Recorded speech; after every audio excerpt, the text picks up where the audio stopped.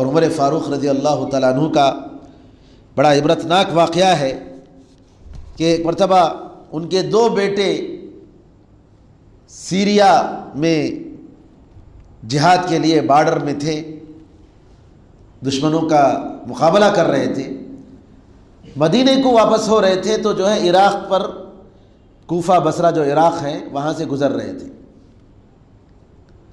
ابو موسیٰ اشعری رضی اللہ تعالیٰ عنہ عراق کے گورنر تھے۔ ابو موسیٰ اشعری رضی اللہ تعالیٰ عنہ کے پاس جب ملنے گئے تو ابو موسیٰ اشعری رضی اللہ عنہ نے کہا کاش میں تم لوگوں کو کوئی فائدہ پہنچاتا تو اچھا تھا،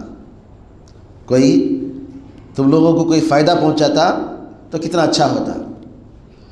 پھر اس کے بعد ابو موسیٰ نے کہا میرے پاس بیت المال کا کچھ مال پڑا ہوا ہے، یہ مال تم لوگ مدینہ لے جاؤ اور اس میں بزنس کرو، اس کے بعد جتنا مال بیت المال کا ہے وہ تم بیت المال کے حوالے کر دو اور بقیہ جو ایکسٹرا مال ہے تم اپنے پاس رکھ لو۔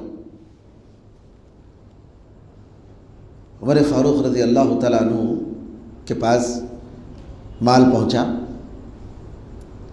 عمر فاروق رضی اللہ عنہ نے کہا یہ جو بیت المال کا جو مال ہے پورا مال بیت المال کا ہے، جو فائدہ تم نے بینیفٹ حاصل کیا وہ بھی بیت المال کا ہے، اور اصل مال ہے وہ بھی بیت المال کا ہے،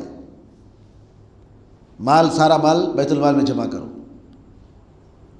عمر فاروق رضی اللہ تعالیٰ عنہ نے کہا کہ کیا ابو موسیٰ نے فوج کے سارے لوگوں کو پیسے دیا، یہ مال دیا؟ تم لوگوں کو اس لیے دیا کہ امیر المومنین کے بیٹے ہیں،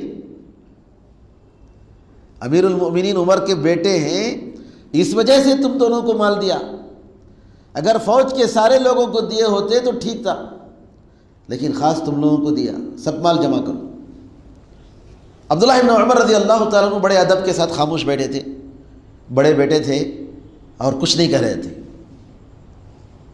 عبید اللہ بن عمر چھوٹے تھے، کہہ رہے تھے امیر المومنین ہم لوگوں کی محنت ہے، اس میں ہم لوگوں نے بزنس کیا ہے، ٹھیک ہے بیت المال کا مال ہے لیکن ہمارا بھی تو حصہ ہونا چاہیے، ہم لوگوں نے اس میں محنت کی ہے، بزنس کیا ہے، اگر یہ مال میں نقصان ہو جاتا تو کیا ہم ذمہ دار نہیں ہوتے؟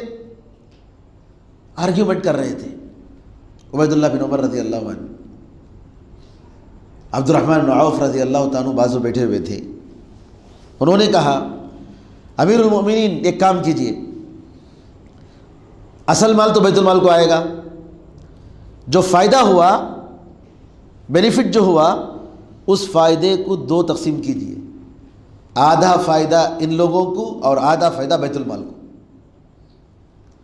تو عمر فاروق رضی اللہ تعالیٰ نے کہا کہ ٹھیک ہے میں تیار ہوں۔ اس طریقے سے آدھا فائدہ ان دونوں کو گیا اور آدھا فائدہ بیت المال کو گیا۔ یعنی کس طریقے سے حرام پیسے ہمارے پاس نہیں آنا چاہیے، حرام مال نہیں آنا چاہیے، کیسے فکر کرتے تھے وہ لوگ۔ عمر بن عبدالعزیز رحمۃ اللہ علیہ کہتے ہیں ایک زمانے میں ہدیہ تھا، تحفہ تھا، لیکن آج اگر کوئی آدمی کسی پوسٹ میں ہوتا ہے اور اسے ہدیہ ملتا ہے تو ہدیہ نہیں ہے، وہ رشوت ہے، وہ رشوت ہے، وہ ہدیہ قبول نہیں کرنا چاہیے۔ تو بہرحال کہنے کا مطلب یہ ہے کہ یہ ظلم ہے کہ کسی کا مال ناجائز طریقے سے اٹھائیں، اور خاص طور پر ہمارے ملک میں جو کرپشن ہے آپ جانتے ہیں، سر سے لے کر پاؤں تک جو غریب تر ہوتا جا رہا ہے، اور ہندوستان کی پوری آبادی، معصوم لوگ، رعایا اس کی وجہ سے پس رہے ہیں، اور مہنگائی جو ہو رہی ہے عوام پر، کیوں؟ کرپشن کی وجہ سے، اسی رشوت کی وجہ سے۔ تو میرے بھائیوں، یہ ظلم ہے اور قیامت کے دن اس کے بارے میں جواب دینا ہوگا۔